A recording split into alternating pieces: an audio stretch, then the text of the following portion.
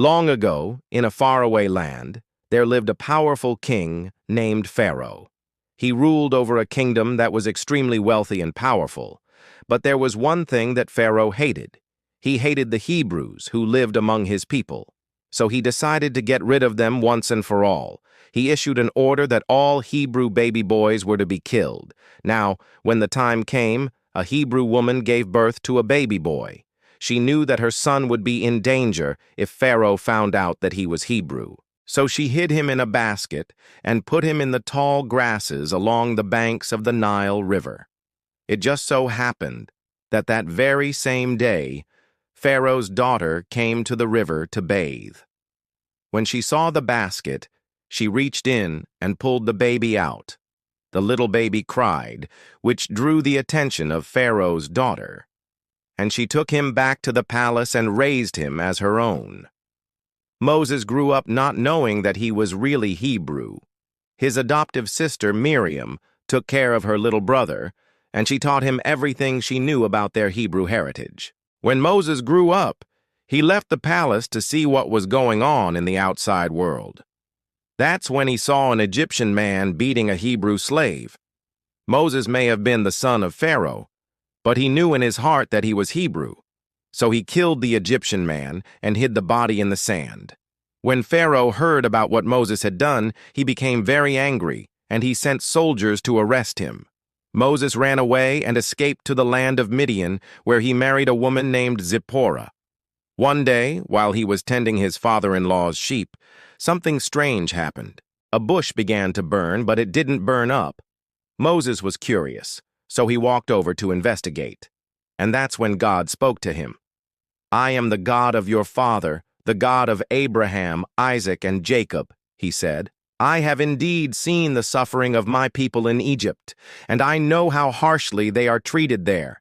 That is why I have come down to rescue them from the Egyptians and bring them up out of that land into a good and spacious land flowing with milk and honey." Then God said to Moses, "Moses, I have called you by name because you are my servant. You will tell Pharaoh, the king of Egypt, to let my people go so they can worship me." Moses was afraid. "I'm not very good with words," he said. "What if Pharaoh doesn't listen to me?" God replied, "I will be with you and will help you speak. Furthermore, I will teach your mouth what you are to say to him." So Moses returned to Egypt and confronted Pharaoh. "Let my people go," he demanded. "Who is the Lord?" Pharaoh asked dismissively. "You want me to let the Israelites go? No way." Pharaoh wasn't scared of Moses or God. In fact, he didn't even believe God existed. As a result, God did something miraculous. With a wave of his staff, he turned the waters of the Nile River into blood. The fish in the river died, and the Egyptians couldn't use the water for anything. Pharaoh called Moses over and said, "Please restore the river's flow so we can have water to live. Surely that sign alone can't be a punishment." When Moses and Aaron performed the miracle, Pharaoh still refused to let the Israelites go. So God did another miracle. All the waters in the river turned into frogs. Pharaoh again demanded they make the frogs disappear, and when they did, he again refused to let the Israelites go. In this way, God sent plague after plague upon the Egyptians. But Pharaoh remained stubborn. He wouldn't listen to God or let the Israelites go. The 9th plague was particularly terrible. God said, "On that day, every firstborn son in Israel will be taken to me, every firstborn of man and beast. And on that very day, I will pronounce death sentences on every firstborn son of the Egyptians, both man and beast. And there will be very great mourning in all the homes of the Egyptians." Just before this plague struck, however, God told Moses, "Pharaoh will not listen to you. If he lets you go at all, he will let you go only after I have sent my plagues upon him and upon Egypt. He will let the people go, and they will leave with their livestock and their flocks and their herds." Pharaoh realized that God was punishing him and his people. He called Moses and Aaron and said, "You were right. I will let the Israelites go. They can worship you as they please." Then Moses and the Israelites left Egypt and traveled to the land of Goshen. Pharaoh changed his mind, though, and decided that he wanted the Israelites to come back. He got together his chariots and horsemen and chased after them.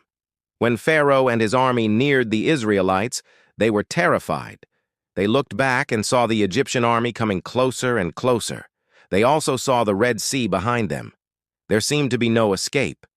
Then Moses stretched out his hand over the sea, and God caused the waters to pull back, forming a path through the middle of the sea.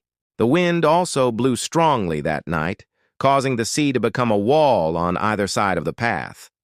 Then Moses led the Israelites into the sea and watched as the water formed a wall around them, protecting them from the wind. When the Egyptian army followed them into the sea, the water collapsed and drowned them. After this dramatic rescue, the Israelites continued their journey. For 40 days, God provided for them, sending manna from heaven and quail from the sea.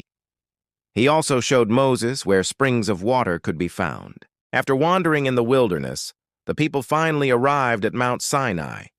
Here, God gave Moses the most important laws to live by. He shared with him the 10 Commandments. Sadly, the people soon forgot what God had done for them.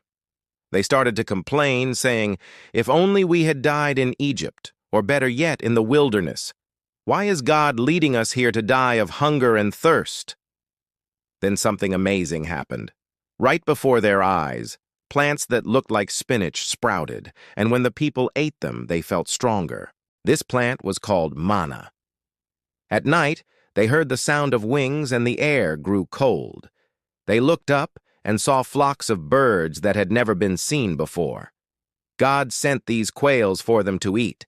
These miracles continued throughout the 40 days, and by the end of their journey, the people realized that God was truly on their side. One day, however, the people became impatient. Moses had gone up the mountain to receive more instructions from God, but he was taking longer than they expected. "How long will this Moses keep us waiting?" they complained. "Why didn't he tell us that we would never reach the promised land? We wish we were back in Egypt or even in the wilderness." When Moses heard this, he went to God and asked, "Your people, whom you brought out of Egypt with mighty power and a strong hand, have quickly turned away from what you commanded them. They have made an idol in the form of a calf." God was deeply saddened to hear this. He told Moses to lead the people away from the mountain because he was angry. Then God poured out his wrath on the Israelites. They were very sad and ashamed for what they had done. Even though the Israelites kept rebelling against God, Moses never gave up on them. He prayed for them and helped them whenever they got into trouble. For example, once when they complained about not having food and God sent poisonous snakes among them, Moses prayed and God sent a staff that healed those bitten by snakes. But the Israelites kept rebelling, and because of their disobedience, God told them they would wander in the wilderness for 40 years. Only when they learned to listen to God and follow his laws would they enter the promised land. During this long journey, Moses led the people through many hardships and rebellions. When they finally reached the border of Canaan, God told Moses he wouldn't be allowed to enter because he didn't trust him anymore. Once when God told him to strike a rock for water, Moses got angry and hit it twice instead of once. In his heart, Moses was very upset. He wanted to see the promised land, but he knew God was disappointed in him. Before the Israelites entered the promised land, God took Moses up to the top of Mount Nebo, where he showed Moses the whole area. Then Moses died and was buried in the valley. He was an amazing leader who guided God's people out of slavery and gave them his laws. Even though the Israelites often disobeyed him, he never stopped believing in God or praying for his people. Moses played an important role in history, and his legacy continues to inspire people today.